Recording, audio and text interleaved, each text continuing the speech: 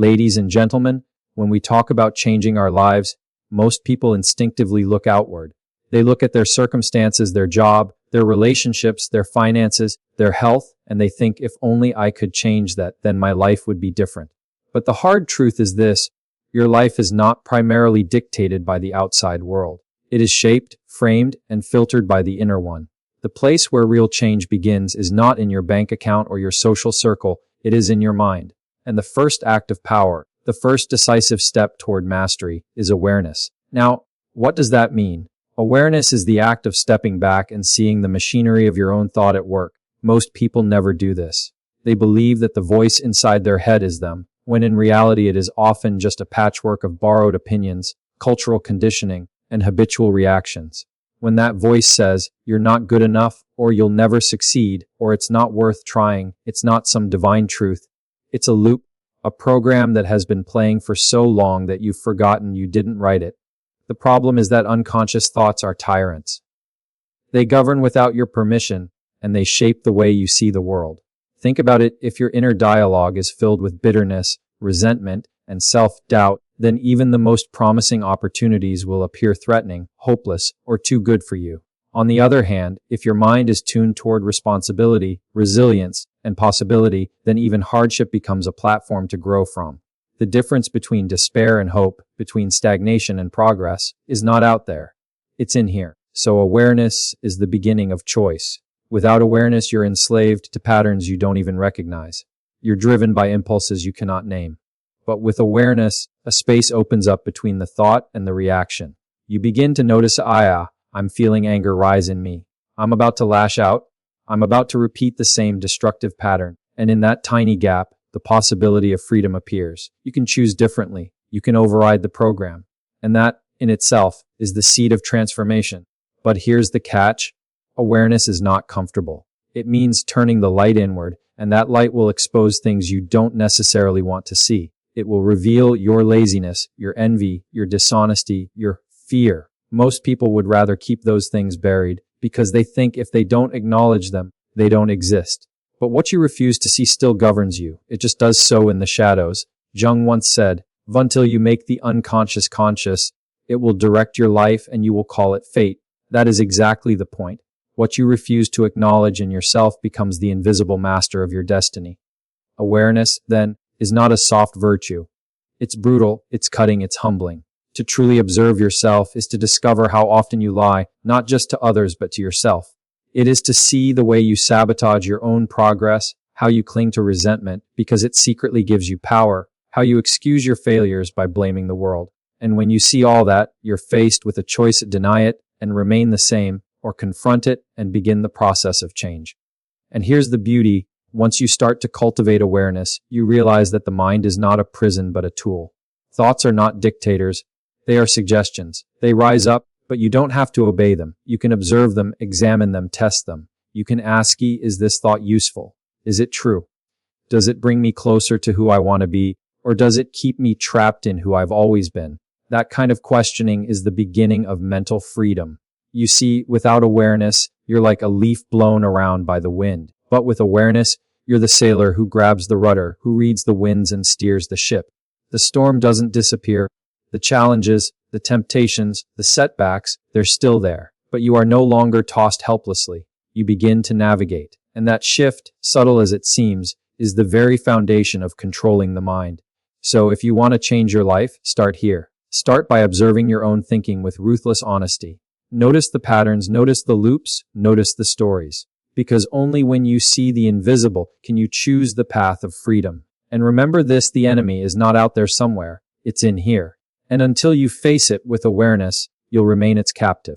But the moment you choose to see clearly, even for a moment, you break the chains. Clarity is liberation. And the act of seeing is the first step toward becoming who you were meant to be. Once you've developed the ability to observe your own thoughts, once you've cultivated that first spark of awareness, the next step is to do something with it. And this is where the idea of discipline enters the picture. Because awareness without discipline is like a map without the will to walk the road. You might see where you are, you might even see where you need to go, but if you don't develop the discipline to guide your mind, you'll remain stuck exactly where you've always been. The human mind is naturally restless. It wants novelty, stimulation, comfort. Left unchecked, it will wander toward whatever promises the easiest form of gratification. And in the short term, that can feel satisfying. Scrolling endlessly through distractions, indulging in gossip, giving in to anger, avoiding difficult conversations, procrastinating on meaningful work. But those little indulgences, multiplied across weeks, months, and years, accumulate into a wasted life.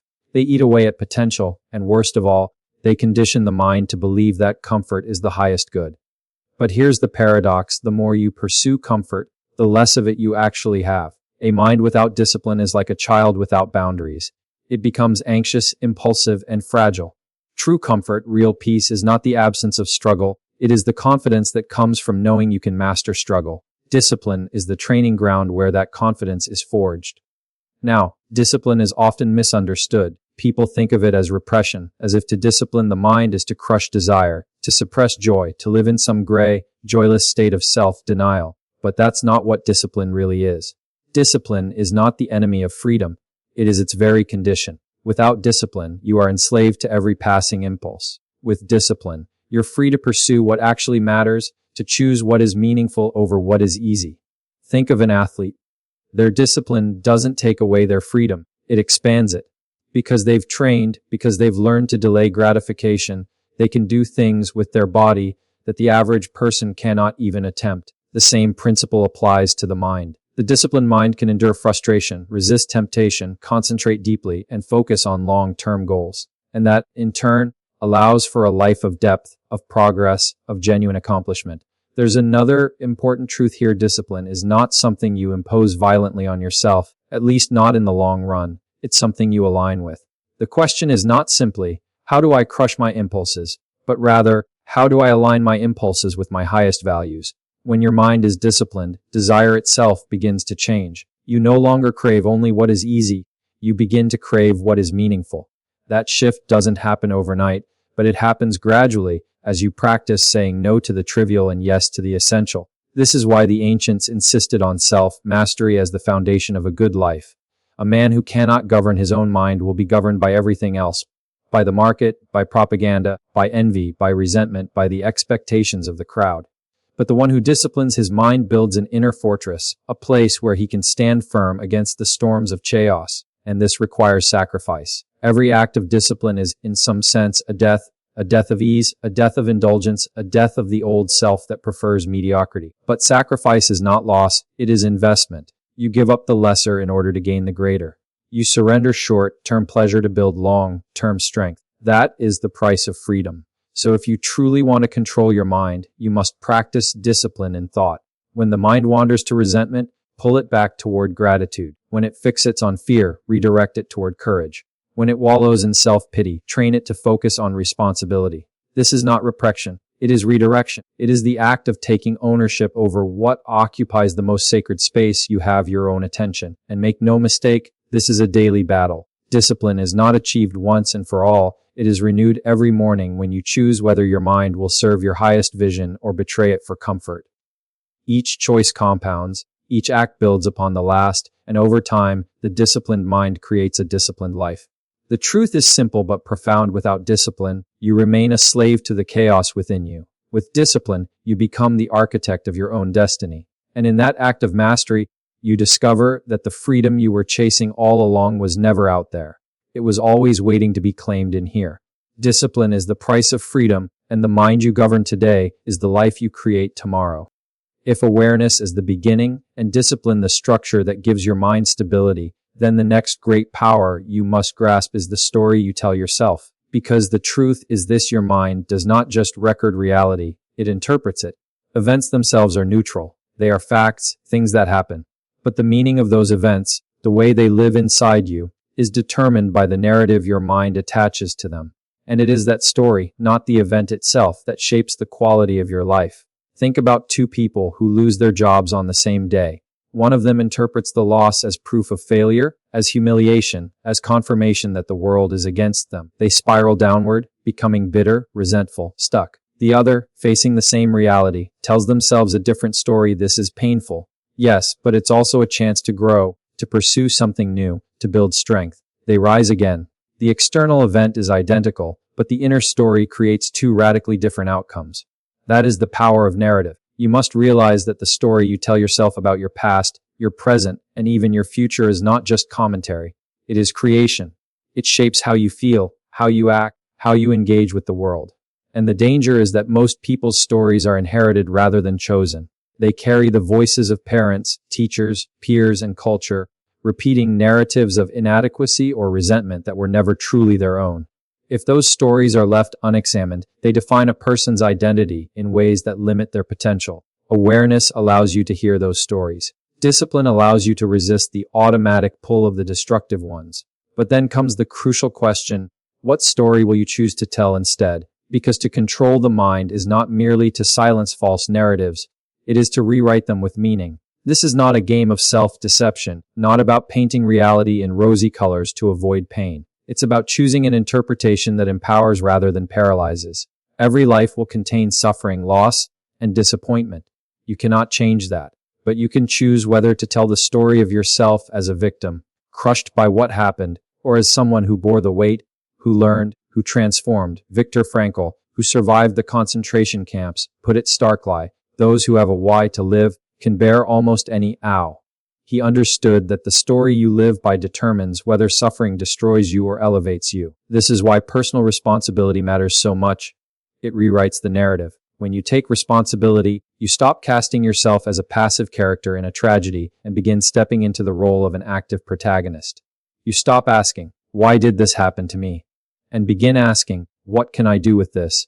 That single shift turns despair into possibility. And here's the remarkable thing, when you begin to change the story, the world itself begins to look different. Opportunities you once dismissed begin to appear. Strengths you thought you lacked start to emerge.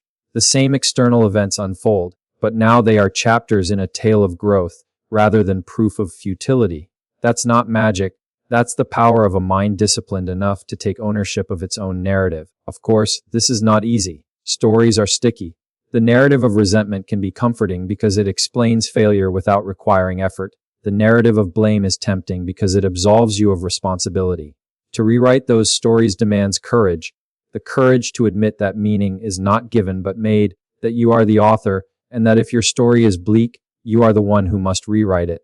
And yet, that is where freedom lies. You are not trapped by the past unless you choose to remain trapped by the story you tell about it. You are not doomed by failure unless you decide that failure defines you. The pen is in your hand, whether you acknowledge it or not. The mind you control is the narrative you create, and the narrative you create is the life you live. So, if you want to change your life, examine your story. Ask yourself, what narrative am I carrying? Does it bind me to bitterness, or does it push me towards strength? Does it excuse my stagnation, or does it call me to rise? Because at every moment, you have a choice. You can cast yourself as the victim, or you can step into the role of the hero. The choice of story is the choice of destiny. And the one who dares to author their own meaning is the one who discovers that even in the darkest chapters, the possibility of redemption is always within reach. By now, it should be clear that awareness, discipline, and the stories we tell ourselves are not optional luxuries. They are necessities for anyone who wants to transform their life. But here is where we must face the hardest truth of all: this work is never finished. Mastery of the mind is not a single achievement, something you can check off and move on from. It is a battle that renews itself every day, every hour, sometimes every minute. And that fact can either discourage you or sharpen you. The choice is yours. The mind does not simply submit once and remain in order. It drifts, it decays, it resists. You might wake up one morning clear, focused, determined, and by the afternoon find yourself distracted, resentful, or collapsing back into old patterns. That is the nature of the human psyche. It tends toward entropy. Left unattended, it sinks into chaos, which means if you wish to rise above that, vigilance is required. You have to guard the gates of your attention as carefully as a soldier guards a fortress. And let's be honest, that can feel exhausting. People want to believe there's a shortcut, that after some breakthrough, the struggle will end. But that's a dangerous illusion. The struggle never ends, and it shouldn't, because the very act of struggling against the chaos is what keeps you alive, what makes you sharp, what transforms you into someone worthy of respect, even in your own eyes. If life were simply comfort and ease, without resistance, you wouldn't grow at all.